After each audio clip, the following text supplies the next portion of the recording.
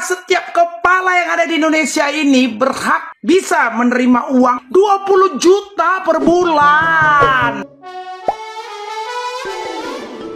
Suami Sandra Dewi ternyata belum apa-apa, masih ada nama yang lebih besar, dan ternyata ini sahamnya. Nama RBS memang agak tersembunyi, kita nggak akan ketemu di daftar komisaris atau direksi di perusahaan TBK manapun. Tapi menariknya ada satu perusahaan yang salah satu komisarisnya memiliki nama belakang yang sama dengan RBS, yaitu Bono Susatya. Kalau dibedah sedikit ke laporan keuangan terbaru, RBS yang disebut sebagai mafia besar di balik kasus korupsi PT Timah ini ternyata menjadi ultimate beneficiary owner group di perusahaan Dana Berata Luhur yang kode sahamnya adalah TB. Ultimate Beneficiary Owner tuh biasanya pemegang saham terbesar. Jadi kalau melihat 4 investor terbesarnya adalah ini, bisa kebayang lah ya seharusnya dia ada di mana. Perusahaan ini IPO 2019 dan kalau melihat harga sahamnya sekarang udah turun 30% dari awal IPO sampai sekarang. Kalau melihat laporan keuangan perusahaannya, sepertinya perusahaan ini nggak ada masalah apa-apa. PER dan PBV-nya ini menunjukkan bahwa ini cukup murah, dan tahun 2023 lalu net profit perusahaan ini sampai 220 miliar.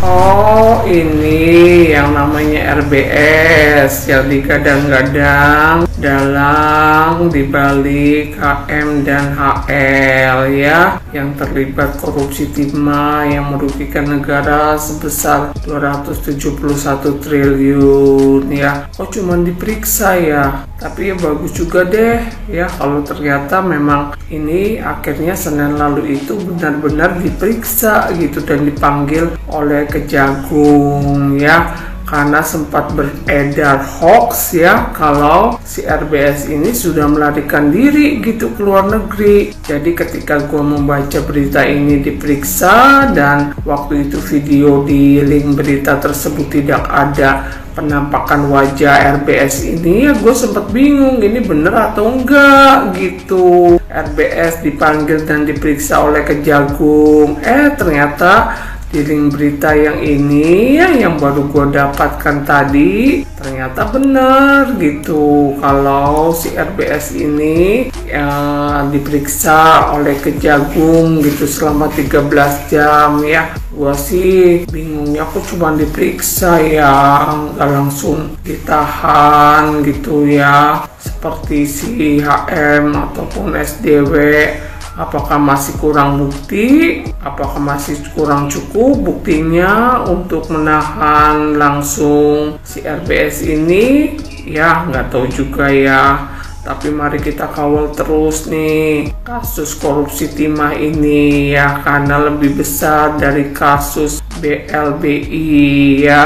Selain itu juga gue pengen ya kasus bansos yang nilainya juga fantastis itu juga diusut ya, jangan cuman kasus korupsi timah aja, tapi kasus-kasus besar korupsi lainnya juga ya.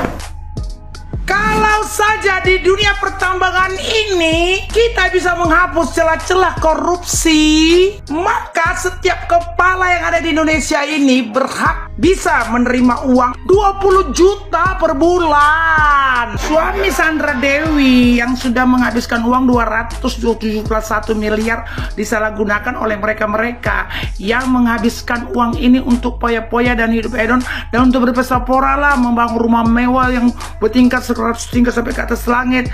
Habis uang masyarakat sehingga semua masyarakat digigit jari karena ulah para koruptor dan semuanya hasil tambang di mereka. Kalau menurut aku ini ada kerjasama dengan pejabat-pejabat pemerintah daerah setempat. Kalau menurut aku mereka menyalahgunakan uang hasil tambang ini kerjasama dengan pemerintah daerah setempat dan semuanya lah para cukong-cukong yang selalu menghabiskan uang negara ini sehingga Indonesia ini masyarakat khususnya sampai miskin, porak-poranda ekonominya. Dan satu lagi, aku nggak salut kepada klien yang kaya raya kali, yang klien yang pernah kawin pernikahannya di Jepang ala Prancis, yang ada lagi satu perempuan Helena Lim yang harga rumahnya triliun. Nggak salut karena yang kalian bangun, yang kalian nikmati itu uang negara, uang masyarakat, keringat masyarakat, aset-aset sumber daya alam kalian habiskan untuk pesta pora kalian. Jadi kayak gini, semuanya para pejabat, semuanya kalian-kalian yang menangani kasus-kasus KPK dan semuanya yang menangani korupsi-korupsi ini, buat undang-undang yang pantas untuk mereka. Miskinkan semuanya orang-orang yang korupsi, miskinkan semuanya. Dan kalau bisa hukuman, nah ini dia. Kalau hal ini dilakukan, maka tidak ada lagi orang korupsi. Jadi dikatakan dalam berita kalau ada ratusan orang terlibat dalam menyalahgunakan 271 triliun uang pertambangan ini. Kalau saja semuanya pertambangan yang ada di Indonesia ini benar-benar dimanfaatkan, Indonesia tidak lagi berutang ke negara-negara luar sana. Indonesia ini kaya raya kalau dinikmati bersama-sama. Semuanya yang kalian nikmati itu semuanya hak masyarakat. Dengan terbongkarnya kasus korupsi tambang ini akan dicari lagi, akan dicakar lagi orang-orang yang mengkorupsi lah hasil pertambangan, hasil pertanian, hasil peternakan, hasil sumber daya alam di bangsa ini. Asal kalian tahu, ku informasikan sama kalian ya kalau Indonesia ini kaya raya, nggak pantas masyarakat Indonesia miskin.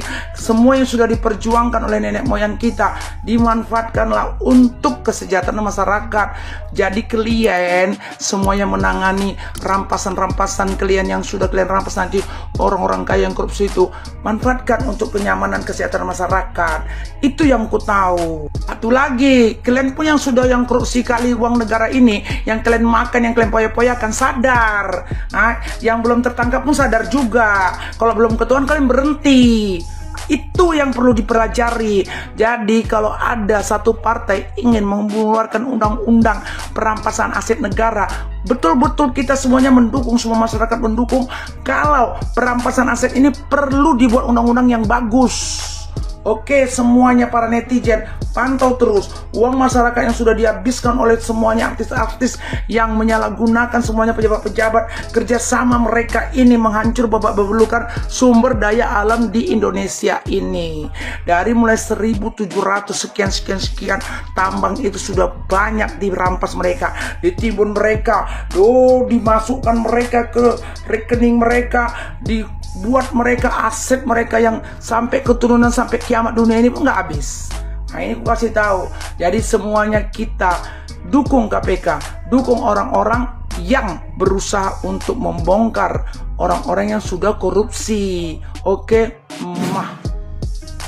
Itu dana 271 triliun. Dia beli pesawat, terus rumahnya kayak istana, kawin kayak ratu raja Inggris. Sudah kenyang dia. Kalau dibeli bansos sudah berapa triliun ton itu, sudah banyak itu buat dibagi-bagi masyarakat. Kami pun iri kalau kampung kami di sana di Sumatera sana pakai duit itu dibangun semua jalanan yang bagus-bagus. Wah, bisa tembus itu jalanan dari Pulau Samosir sampai ke Pulau Bali itu. Nah gitu, berpoya-poya ke mereka itu, ya berpoya-poya, pamer-pamer harta, pamer-pamer tas, ratusan juta, istrinya pamer-pamer semua itu. Nah, pamer-pamer rumah yang seperti istana, itu hartanya dipamer-pamerin. Gitulah bang. Gimana netizen yang lain nih? Gaya-gaya hidup hedon. Ayo, pasti masyarakat greget lah ngelihat kasus seperti ini ya. Karena mereka gaya hidup mereka itu luar biasa gitu loh. Sepertinya mereka itu berbaik hati sama orang ternyata. Seperti Robin Hood. Jadi masih ada yang bela.